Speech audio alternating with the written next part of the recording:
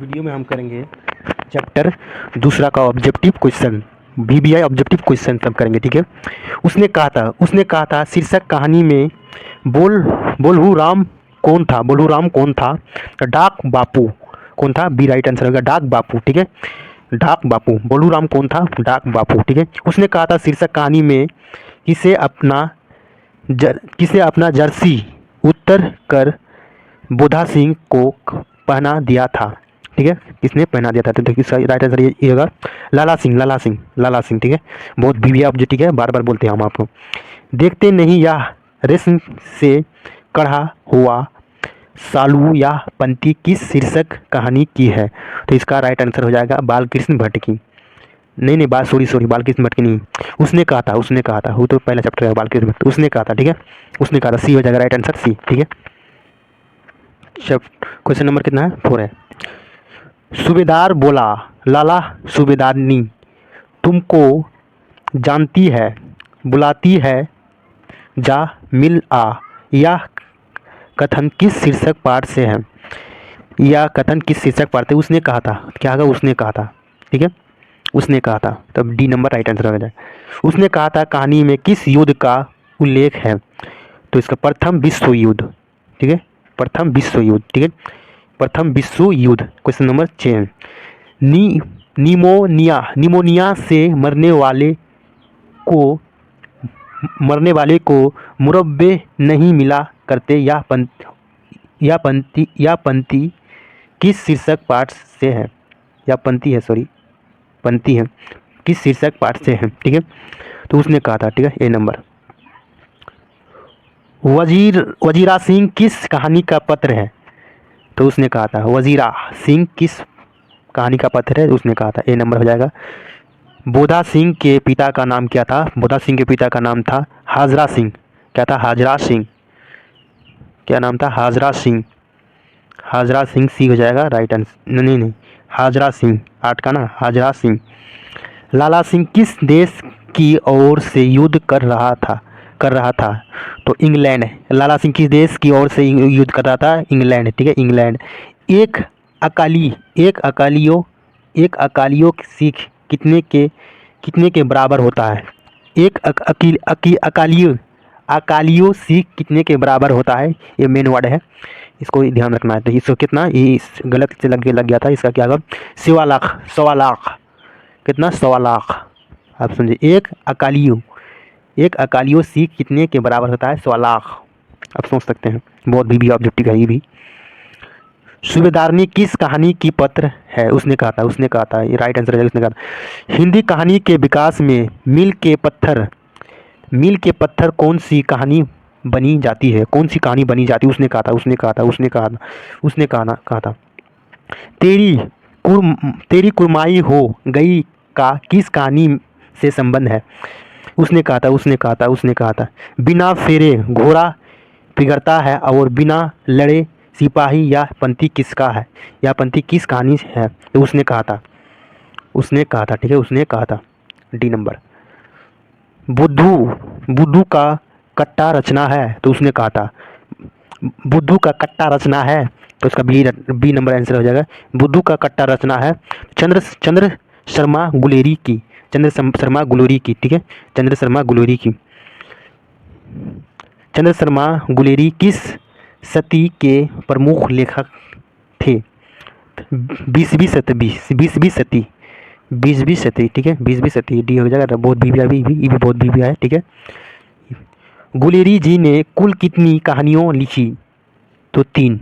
कितना लिखी? 3। उसने कहा था कहानी का नायक है।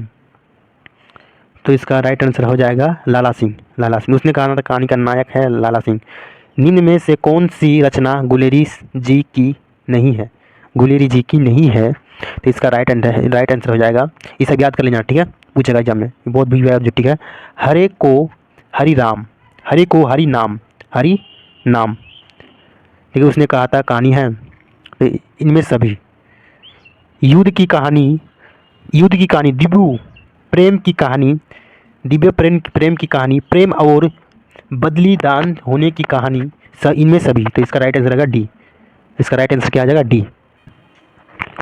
उसने कहा था कहानी में किस शहर का चित्रण है। तो इसका 21 नंबर क्वेश्चन है। 21 नंबर क्वेश्चन, अमृतसर। अमृतसर ये हो जाएगा। लाला सिंह के गांव का क्या नाम है? लाला सिंह के गांव का क्या नाम है? तो मझे मझे मंझे, ठीक है, बी नंबर हो जाएगा मझे मंझे। लाला सिंह किस पद पर था? लाला सिंह किस पद पर था? तो इसका राइट आंसर होगा समझदार। क्या क्या क्वेश्चन, लाला सिंह किस पद पर था? तो इसका राइट आंसर हो जाएगा सी हो जाएगा, क्या हो जाएगा, जमींदार। जमींदार, ठीक है, जमींदार होगा राइट आंसर, सॉरी गलत हो गया था। लाला सिंह की मृत्यु किसकी गोद में हुई? लाला सिंह की मृत्यु लाला सिंह की मृत्यु किसकी गोद में हुई थी? तो इसका राइट आंसर होगा वजीरा सिंह। वजीरा सिंह बहुत भी ऑब्जेक्टिव है इसका, जमादार, ठीक है, सी हो जाएगा जमादार, ठीक है, जमादार सी, इसका बी, ठीक है, वजीरा सिंह। पलटन का पलटन का पलटन का क्वेश्चन नंबर 25 है। पलटन का विदूषक कौन था? पलटन का विदूषक कौन था? तो इसका राइट आंसर होगा वजीरा सिंह। वजीरा सिंह। सूबेदार हजरा सिंह के लड़के का नाम क्या था? लड़के का क्या नाम था? वही जिक्र कर रहा है। सूबेदार हजरा सिंह के लड़के का क्या नाम था? इसका राइट आंसर हो जाएगा बोधा सिंह। बोधा सिंह, ए नंबर। भारतीय सिपाहियों का लड़के साथ संघर्ष हुआ था। तो जर्मनी के साथ डी नंबर हो जाएगा। जर्मन लेफ्टिनेंट को किसने मार गिराया? तो इसका होगा लाला सिंह ने। लेफ्टिनेंट को किसने मार गिराया था? लाला सिंह ने। जर्मन लेफ्टिनेंट को किसने मार गिराया था? लाला सिंह ने, ठीक है, लाला सिंह ने। सिख राइफल्स के जमादार लाला सिंह का नंबर क्या था? तो 77, ठीक है। सिख राइफल्स के जमादार लाला सिंह का नंबर क्या था? 77, ठीक है। सरकार ने सूबेदार को जमीन कहाँ दी है? बहुत भी ऑब्जेक्टिव है। सरकार ने सूबेदार को जमीन कहाँ दी है? तो इसका राइट आंसर होगा ललियापुर में, ठीक है, ललियापुर में। ये सब याद करना है, पूछने वाला ऑब्जेक्टिव है। गुलेरी जी का जन्म हुआ था जयपुर राजस्थान में। बी नंबर हो जाएगा ऑप्शन, जयपुर राजस्थान में, ठीक है। सुखमयाम जीवन किसकी रचना है? तो इसका चंद्र शर्मा गुलेरी। उसने कहा था कहानी कब प्रकाशित हुआ था? तो इसका 1915 में, ठीक है, 1915 में। कछुआ धर्म किसकी कृति है? तो इसका राइट आंसर हो जाएगा, क्या है, कछुआ धर्म किसकी कृति है? तो इसका चंद्रधार शर्मा गुलेरी, ठीक है, डी हो जाएगा। पुरानी हिंदी रचना है चंद्रधार शर्मा गुलेरी, ठीक है, चंद्रधार शर्मा गुलेरी। उसने कहा था शीर्षक कहानी में, या किसने कहा था कि उद्यमी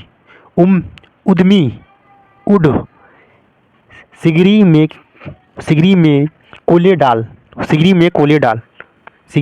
इसका राइट आंसर क्या हो जाएगा?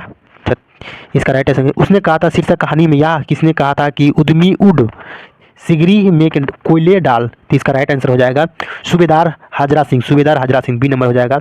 कुरमाई का क्या अर्थ होता है? बहुत भी ऑब्जेक्टिव है। कुरमाई का क्या अर्थ होता है? तो इसका राइट आंसर होगा मंगनी। बोधा कौन था? तो सूबेदार हाजरा सिंह का बेटा। बोधा कौन था? सूबेदार हाजरा सिंह का बेटा। इसका बहुत ऑब्जेक्टिव है, पूरी पढ़ेंगे, ठीक है। चंद्रधार शर्मा गुलेरी की कहानी कौन सी है? तो इसको उसने कहा था कौन सी कहानी चंद्रधार शर्मा गुलेरी की लिखी हुई नहीं है? तो कफन नहीं है।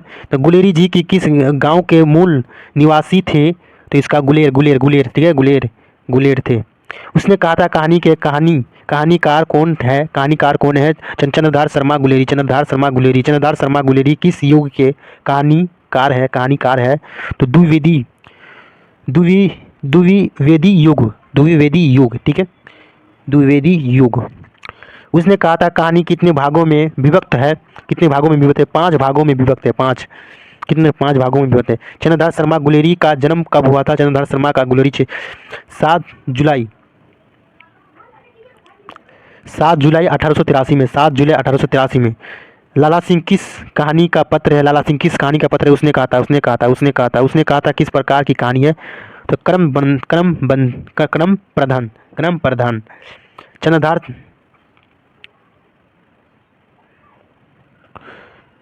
चंद्रधार शर्मा गुलेरी किसके अभिभावक बनाकर मेलियो कॉलेज अजमेर में आए?